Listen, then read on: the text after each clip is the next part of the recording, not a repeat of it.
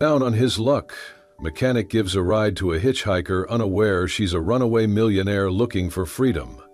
"Stop, please!" Nash Walker froze with his hand on the truck door, turning toward the voice cutting through the howling wind. The girl was running toward him, stumbling across the cracked, dust-blown lot like a leaf battered by a storm. Jeans ripped at the knees, sneakers caked in dirt, a too-thin jacket whipping around her frame. Her face was pale under the grime, and her eyes, wide and frantic, locked onto him like he was her last hope. "I need a ride, anywhere, please," she panted, skidding to a halt a few feet away. Nash frowned, one foot half inside his beat-up truck. The day had already been bad, 3 unpaid jobs and an empty gas tank, and now this. "You in some kind of trouble?" he asked, voice rough from disuse. "No," she said too quickly. Then, softer, "Yes, maybe, please. I just need to get out of here." He scanned the empty road behind her, the endless stretch of cracked highway winding back toward town. Nothing, no one, but the way she kept looking over her shoulder made his gut tighten. "You got a name?" he asked. "Tessa," she said. She hugged herself tightly, as if trying to hold herself together. "Tessa what?" he pressed. She hesitated, then muttered, "Reed." Nash sighed, weighing his options. She was clearly terrified, clearly desperate. He knew better than to get involved in other people's messes. But something about her, something raw and real, made it impossible for him to turn away. "Get in," he said, jerking his thumb toward the passenger seat. Tessa did not waste a second. She yanked the door open and threw herself inside, slamming it shut behind her. Nash climbed in after her, the truck creaking under his weight, and started the engine.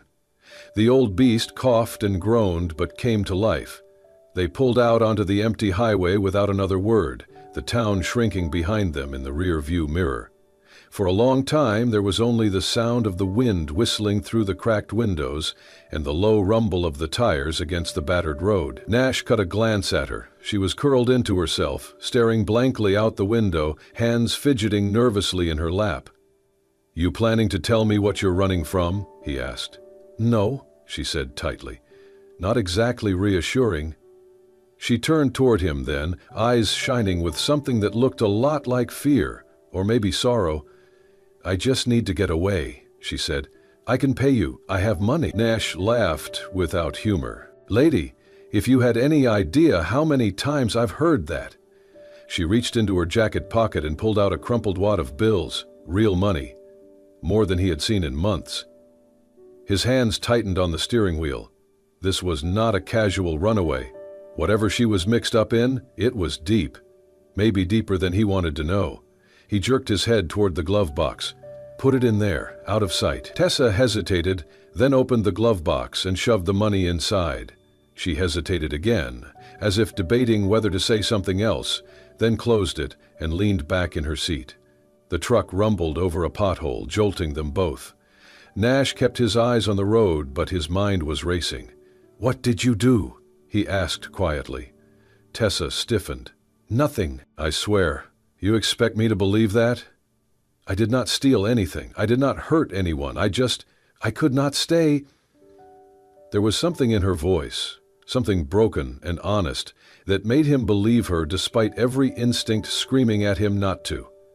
"Fine," he said, "but you better hope no one comes looking for you. I have enough problems without adding fugitives to the list." "I'm not a fugitive," she whispered. Nash snorted.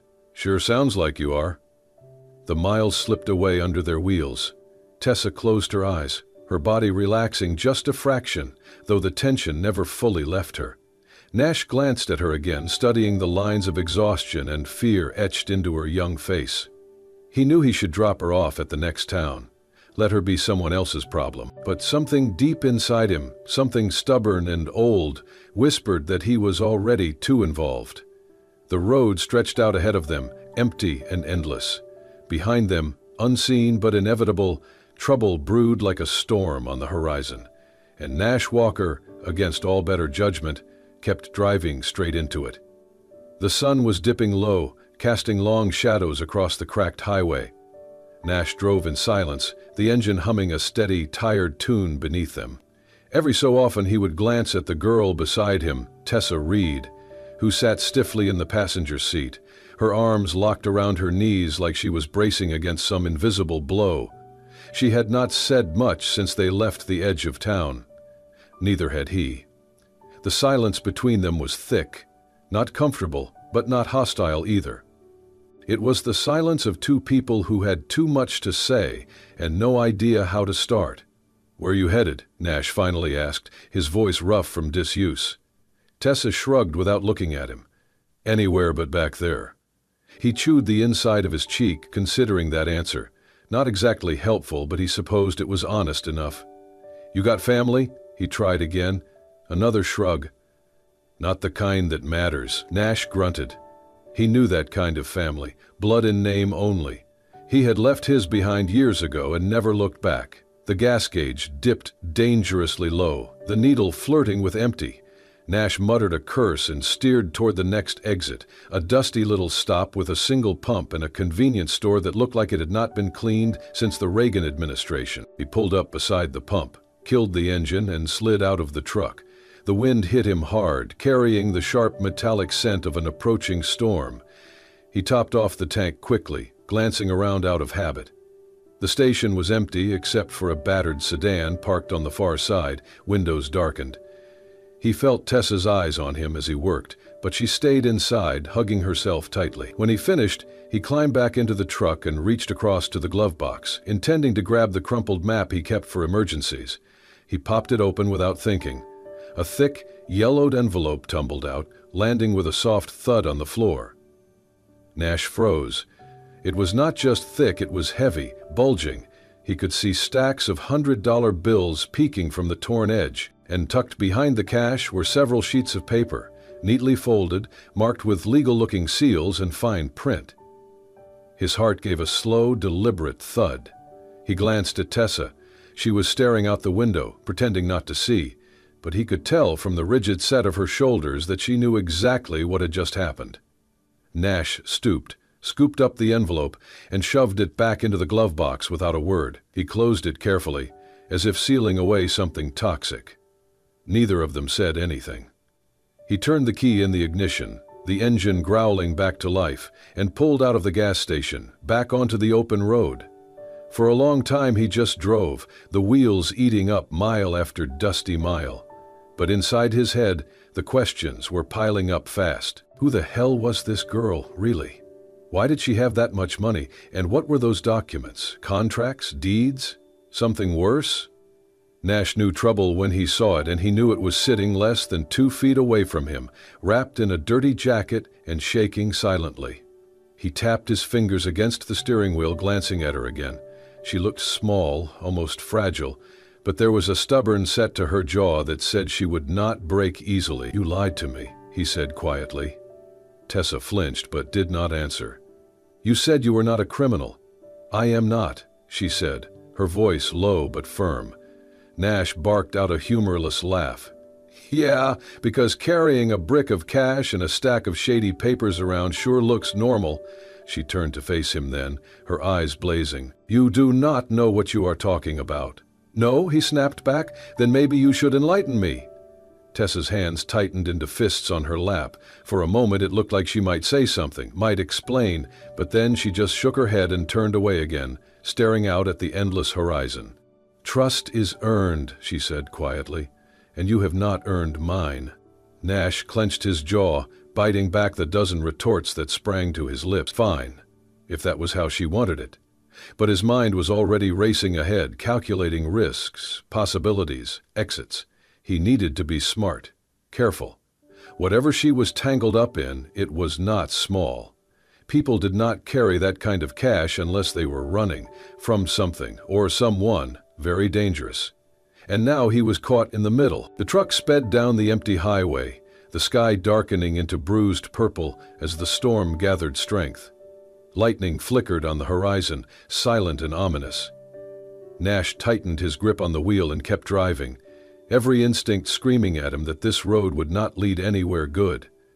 But he had made a choice when he let her into his truck, and whatever came next, he would have to see it through. The rain hammered the metal roof of the abandoned rest stop as Nash Walker leaned back in the booth, arms crossed, eyes fixed on the storm outside. The place was a ghost town, battered vending machines, broken picnic tables, a single flickering light. Across from him, Tessa was curled up, soaked and shivering, half asleep after hours of tense silence. Nash's mind churned. He could hand her over to the nearest sheriff, claim a reward big enough to fix his life. People did not chase runaways with this much force unless they were valuable. It would be easy, simple, clean. Then she stirred, murmuring in her sleep, her voice raw with fear. "No, Daddy, please. I do not want to marry him." Nash stiffened, leaning forward as she whimpered, "I just want to be free." Pieces clicked into place. "Daddy, marriage, freedom, Tessa," he said softly. She jolted awake, confusion and fear flashing across her face. "Tell me who you really are," Nash pressed. "I told you," she whispered, "Tessa Reed." "No," Nash said, voice calm but firm, "not really." She looked ready to bolt, but there was nowhere to go, only him, only the storm. "You mentioned your father," he said. "Marriage, explain." Tessa's hands shook as she pushed damp hair from her face. "My real name is Tessa Whitmore," she whispered. Nash's gut tightened.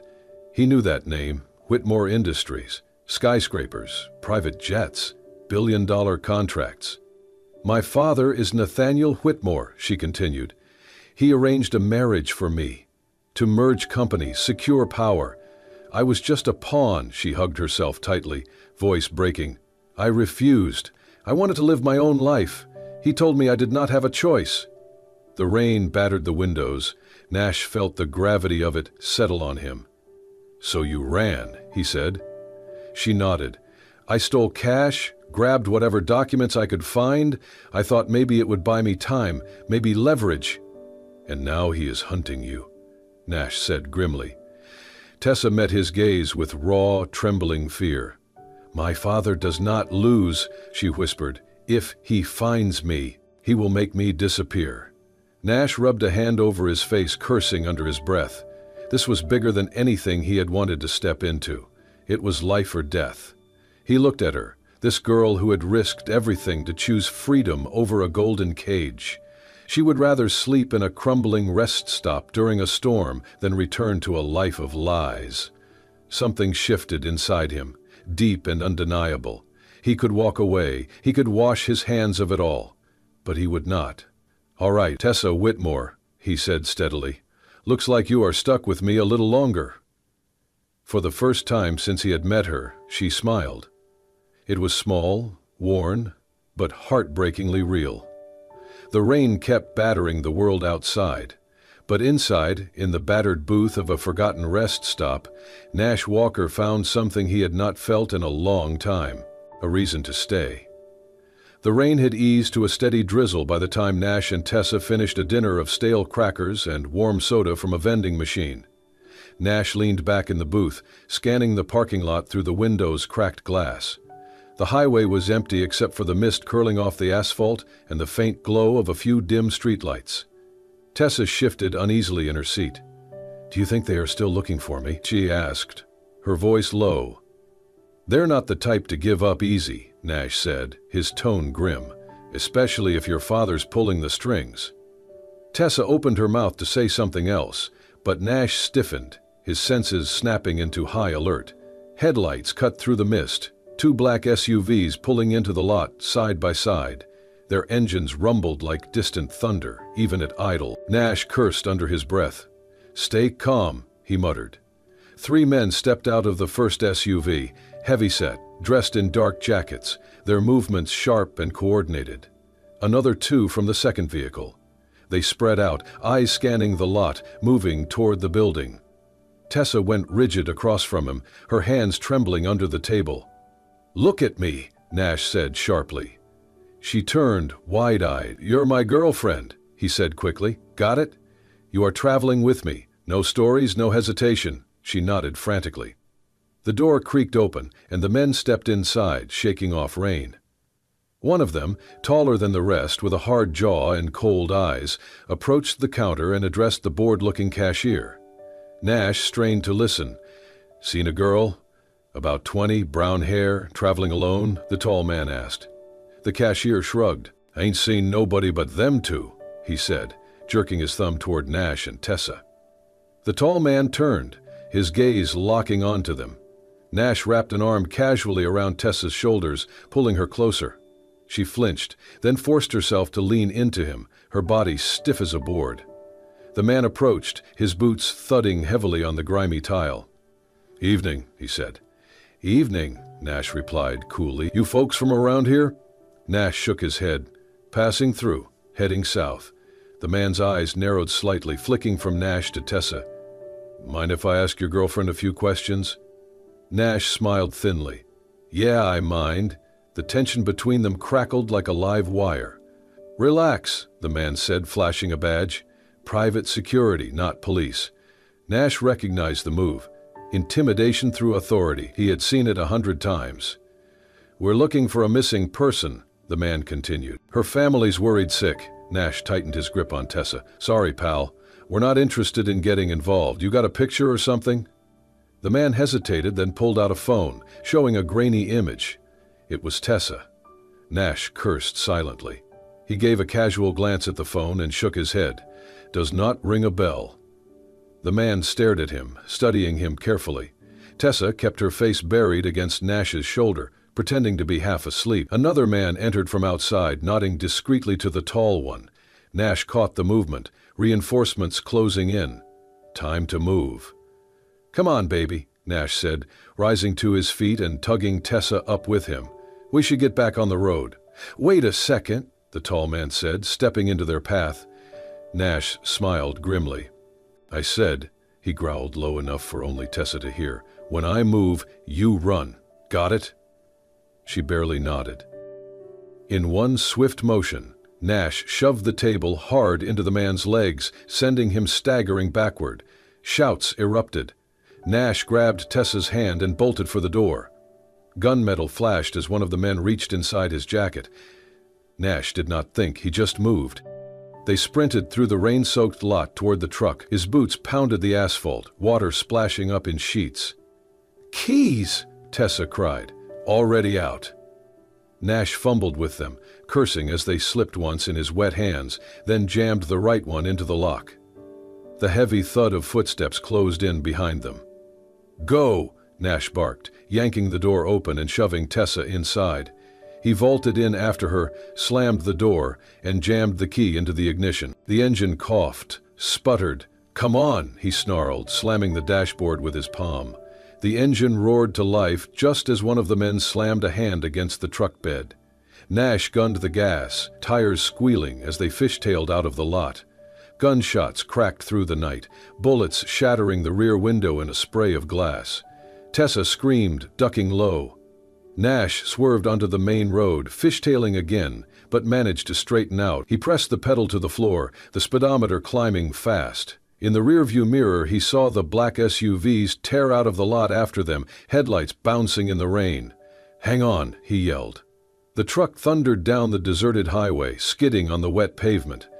Nash yanked the wheel hard, taking a sharp turn down a narrow side road he barely remembered. The SUVs overshot, missing the turn by seconds. Heart hammering, Nash gunned the truck deeper into the back roads, weaving between potholes and debris. After 10 agonizing minutes of silence, no headlights followed them. They were alone. Nash pulled onto a dirt track and killed the headlights, letting the engine idle softly. Tessa was shaking so hard he could hear her teeth chattering.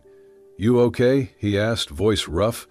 She nodded jerkily, wiping rain and tears from her face. Nash sat back, breathing hard, his hands still locked on the wheel. He could have left her. He could have handed her over and walked away clean.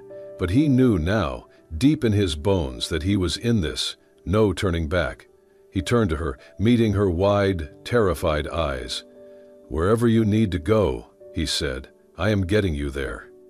Tessa stared at him, and for the first time, a flicker of real trust passed between them. Outside, the rain began to ease, leaving the world slick and shimmering under the bruised sky.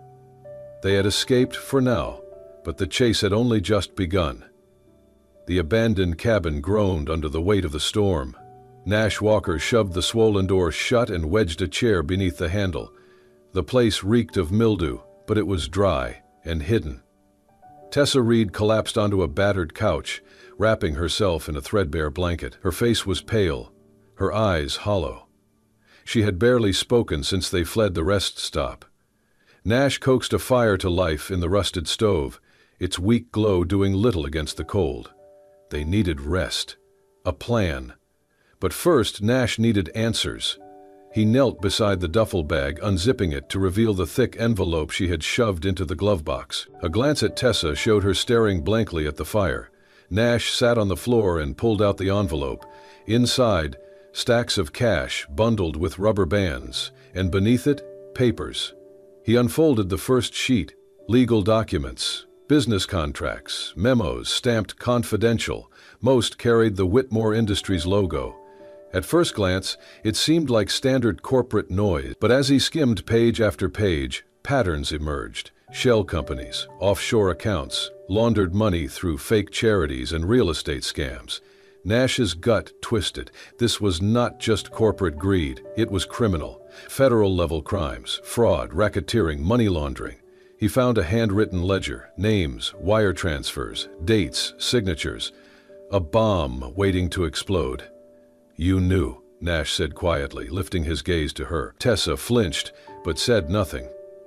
"You were not just running from a marriage," he said, holding up the damning papers. "You were running from this."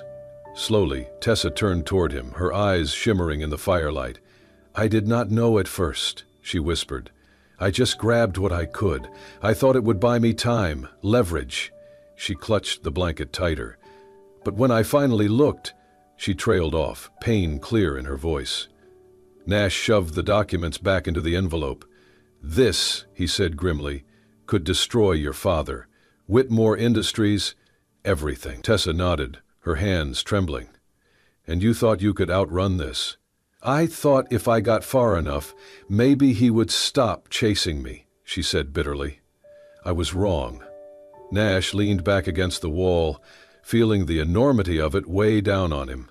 He had thought he was helping a scared girl dodge an overbearing father. Instead, he realized he was sitting on a powder keg that could get both of them killed. "If they find out, we have this." Nash shook his head. "We are dead." Tessa closed her eyes, her face pale with fear. "We have to destroy it," Nash said suddenly. Tessa's eyes flew open. "No, it is the only thing keeping me alive." "It is a damn target on your back," Nash snapped. "You think your father will negotiate? He is not trying to scare you back home, Tessa. He is trying to bury you." The fire popped in the stove, shadows shifting across the cabin's cracked walls. For a long moment, neither of them spoke. Finally, Tessa's voice broke the silence. "Then what do we do?" Nash pushed himself to his feet, pacing across the creaky floor. "We do not run blind anymore," he said. "We find a place they will not expect, lay low, and when the time is right, we use this." Tessa frowned. "Use it?" Nash's jaw tightened. "We take it public, expose everything, bring them down." Tessa looked terrified, but also, Nash thought, maybe a little relieved. "They will come after us," she whispered. "They already are," Nash said. "At least this way we fight back." Tessa gripped the blanket so hard her knuckles whitened. Then, slowly, she nodded. Nash knelt in front of her, meeting her gaze. "I am in this," he said, voice steady. "All the way." A tear slid down Tessa's cheek, but she wiped it away fiercely and nodded again. Outside, the storm began to die down, the rain easing into a soft whisper. Inside the broken cabin, a fragile, dangerous alliance was forged, one born not of fear but of defiance. Whatever lay ahead, running, fighting, surviving, they would face it together. Nash Walker had made his choice, and there was no turning back. The first light of dawn bled weakly through the broken windows of the cabin, casting long shadows over the cracked floorboards. The fire in the stove had long since died to cold embers. Nash Walker stirred on the warped wooden floor, groaning softly as stiff muscles protested every movement. He sat up slowly, rubbing a hand over his face. The world outside was eerily still, wrapped in a heavy mist. It took him a moment to notice the silence inside the cabin was different, hollow, too empty. His heart sank. "Tessa?" he called out, his voice raw in the morning air. No answer. He scrambled to his feet, scanning the room. Her blanket lay crumpled on the couch. Her jacket was gone. So was the duffel bag. So was the envelope full of cash and damning documents. A sick feeling twisted in his gut. He lunged for the door, yanking the chair away and stumbling outside into the damp morning. The truck was gone. Mud tracks in the soft earth led away from the cabin, 2 deep ruts carved by tires desperate to escape. Nash stood there for a long moment, the mist clinging to his clothes, his breath coming in shallow, angry bursts. She had taken his only means of transport, his money, his one chance to expose the truth, and she had left him. He kicked a loose rock across the clearing, fury boiling up from somewhere deep inside. He should have known better. He should have known this would happen. Trust was a fool's currency, and he had been bankrupt long ago. Stupid, he muttered. Damn stupid! He turned in a slow circle, scanning the trees, the empty road beyond. But she was gone. Hours ahead by now. Gone without so much as a note. Gone without giving him a choice. He clenched his fists until his nails bit into his palms, but beneath the anger, sharp and cutting, there was something worse. Disappointment. It lodged deep in his chest, heavier than any betrayal he had known before. He had believed her. He had believed in her. Not just because of the envelope full of dirty secrets, not just because of the danger chasing them both. Because of her. Because somewhere along the line, without him even realizing it, Tessa Reed had gotten under his skin, and it terrified him more than he cared to admit. Nash paced the clearing like a caged animal, fighting the urge to punch something, to scream into the misty dawn. None of it would change the facts. She was gone. She had not trusted him enough to stay. And maybe, he thought bitterly, she had been right. He was no hero. He was a broke, battered mechanic with more regrets than prospects. What had he really offered her? A longer, slower road to ruin? Still, a part of him, damn it, the stupid part, hoped she had been wrong, that somewhere deep down she had known he would never have betrayed her. He sank onto the old porch step, head in his hands, the cold seeping into his bones. He thought about getting up, walking away, pretending the last few days had never happened. He thought about letting her go, but the image of her face, terrified, determined, fragile, and fierce all at once, burned behind his eyes. Nash exhaled a long, ragged breath and stood up slowly. If she thought she could outrun him, she had another thing coming. He was not giving up that easy. Not on her. Not yet. The mud had preserved her tire tracks well enough. They carved a clear, desperate path down the dirt road leading back toward the highway. Nash started walking, boots sinking into the wet earth with each determined step. The mist swirled around him, cold and clinging. Ahead, somewhere, Tessa was running. Maybe she thought it was safer to face the world alone. Maybe she thought she had no choice. But Nash Walker had made his choice, back in that rest stop, in that abandoned cabin, the moment he had looked into her eyes and seen not just fear but hope. He was not letting her fight this battle alone, not if he had anything to say about it. He adjusted the worn backpack slung over his shoulder, the only thing she had not taken, and set his jaw. Whatever it took, he would find her, and this time he would make damn sure she knew she was not alone anymore. The sun had barely risen when Nash found the tracks, faint tire impressions in the wet dirt, broken branches marking a crash through the tree. He followed them with grim focus, ignoring the cold seeping into his boots. Every step hammered home the truth. Tessa was out there, and she needed him. An abandoned sedan lay in a ditch, Tessa's torn jacket snagged on a nearby branch. Nash's jaw tightened. They had her. Up ahead, hidden among the trees, he spotted a cluster of decaying buildings, rusted metal, crumbling concrete, a forgotten industrial site. The perfect hideout. Through the battered binoculars he had lifted along the way, Nash counted 2 men guarding the entrance, rifles slung carelessly. He could almost feel Tessa's fear behind those walls. His hands curled into fists. Nearby, a service truck sat abandoned, keys dangling from the ignition. Without hesitation, Nash climbed in, started the engine, and slammed the gear into drive. The truck roared down the dirt path, bouncing wildly. The guards barely had time to react as Nash burst through the trees, horn blaring. One dove out of the way, the other scrambled behind a concrete block. Nash yanked the wheel, skidding into the flimsy fence and smashing through. The truck crashed against a rusted storage container with a screech of metal. He leapt out, adrenaline surging, sprinting toward the main building. Shouts rang out, boots pounded gravel, guns were drawn, bullets tore through the air as Nash ducked behind a stack of pallets. "Find him!" someone roared. Nash grabbed a chunk of rebar and hurled it through a far window.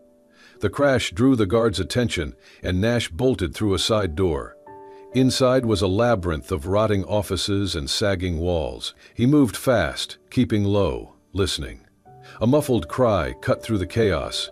He followed the sound, heart hammering, until he found her. Tessa was tied to a chair under a single bare bulb, bruised and bloodied. A man towered over her, shouting.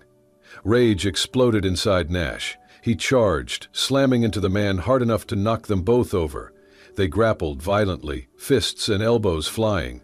The man was bigger, stronger. Nash took a blow to the jaw that left his vision swimming. The man reached for his gun. Nash snatched up a broken chair leg and swung with everything he had. It connected with a sickening crack. The man dropped, unmoving. Gasping, Nash staggered to his feet, blood dripping from a cut on his forehead. "Tessa!" he rasped, rushing to her. She blinked up at him, relief and disbelief washing over her face. "You came back," she whispered. "Of course I did," he said hoarsely. "Now move." He cut her free, helping her to her feet. She winced but nodded, leaning heavily on him as they stumbled into the hall. Gunfire cracked outside, reinforcements. "We have to split," Nash said, pressing the small USB drive into her hand, the one loaded with enough evidence to destroy her father's empire. "You get this to someone who will blow it wide open. Press, law enforcement, anyone." "But you," she started. "I will buy you time," he said. "You have to go." Tears filled her eyes. She hesitated, but then turned and ran into the mist. Nash turned toward the sound of heavy footsteps. 3 men rounded the corner, guns raised. Nash dove for cover, bullets sparking off the walls. He fired back with a pistol he had lifted earlier, but he was outgunned. A bullet grazed his side, pain searing through him. He stumbled back, blood soaking into his shirt. This was it. Sirens cut through the air, loud and sharp. Police cruisers burst onto the scene, officers pouring out, shouting commands. The men hesitated, then bolted into the ruins. Nash slumped against the wall, gasping for breath. 2 deputies rushed toward him, weapons drawn. "Easy," Nash croaked. "I am the good guy." One of them knelt, checking his wound. In the distance, he spotted Tessa near a patrol car, the USB clutched tightly in her hand, her face lifted to the cloudy sky. Nash allowed himself a faint smile. They had done it. Against every odd, they had survived. The town of Clearwater Bay was the kind of place that felt untouched by time. The salt air carried the scent of the ocean through narrow streets, lined with weather-worn houses, their roofs faded and softened by decades of sun and storms. Waves rolled lazily against the shore, seagulls crying out overhead. In the middle of it all, tucked between a grove of wind-bent pines and the endless blue of the ocean, stood a small, hand-built cabin. The wood was rough, the paint peeling in spots, but it stood sturdy and proud, a testament to new beginnings. Inside, Nash Walker and Tessa Reed were building a life. They had taken the broken pieces of who they were and shaped them into something whole, something strong.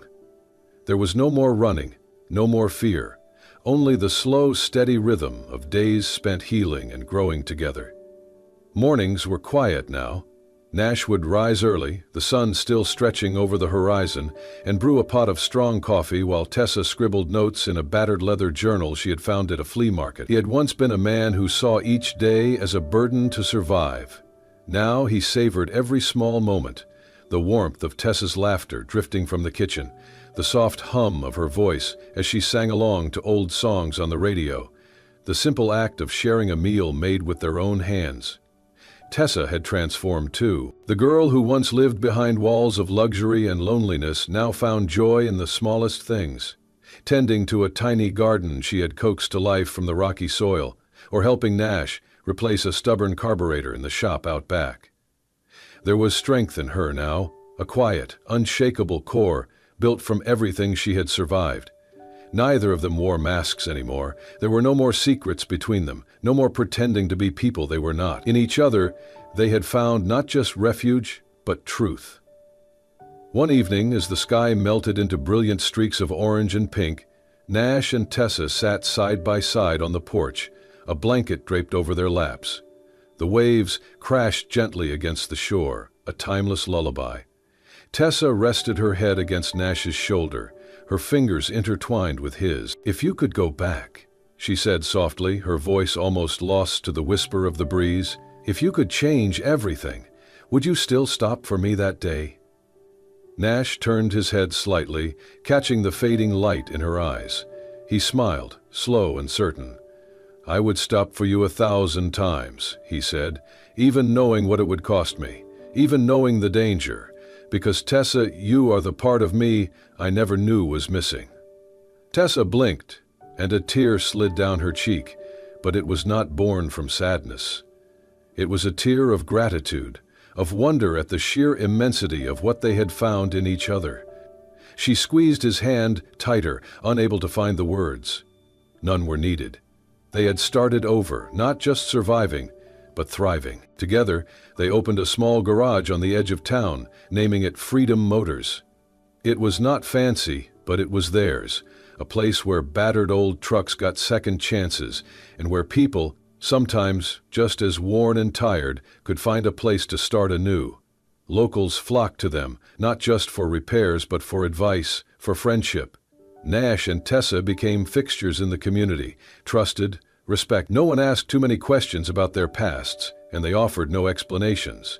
In Clearwater Bay, who you were mattered less than who you chose to be. On a warm summer night, under a sky exploding with stars, Nash led Tessa down the beach. They walked barefoot in the sand, the cool ocean kissing their toes. He stopped near a driftwood log bleached white by the sun and pulled something from his pocket, a small, simple, silver ring. Tessa stared at it, her heart pounding wildly in her chest. Nash held it out between them, his hand steady. "I do not have much to offer," he said. "No fancy promises, no grand future.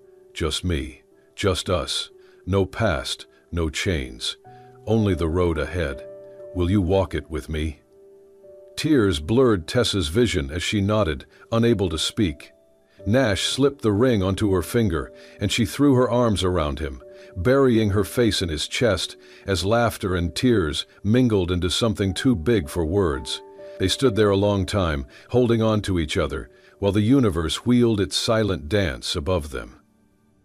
Later that night, back on the porch of their little cabin, they sat wrapped in each other's arms. The golden light from the window spilled across the porch, painting them in a soft amber glow. Beyond them, the ocean stretched into forever. A shooting star streaked across the sky, a brilliant flash of hope, burning a path through the darkness. Neither of them spoke. They did not need to. In that moment under that endless sky, they knew. No matter how broken the past had been, no matter how long the road ahead, they had found their way home, together. And that was enough. In a world where second chances are rare, Nash and Tessa proved that sometimes the hardest roads lead to the most beautiful destinations.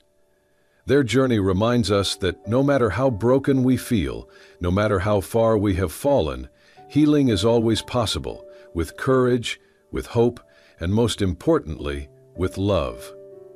Thank you for joining us on this soul-stirring story. If you believe, like we do, that everyone deserves a chance to start again and find their true home, do not forget to subscribe to Soul-Stirring Stories. Here we share real and heartfelt tales that inspire, heal, and remind us all of the resilience of the human spirit. Stay with us for more stories that touch the heart and lift the soul. Until next time, keep believing in second chances.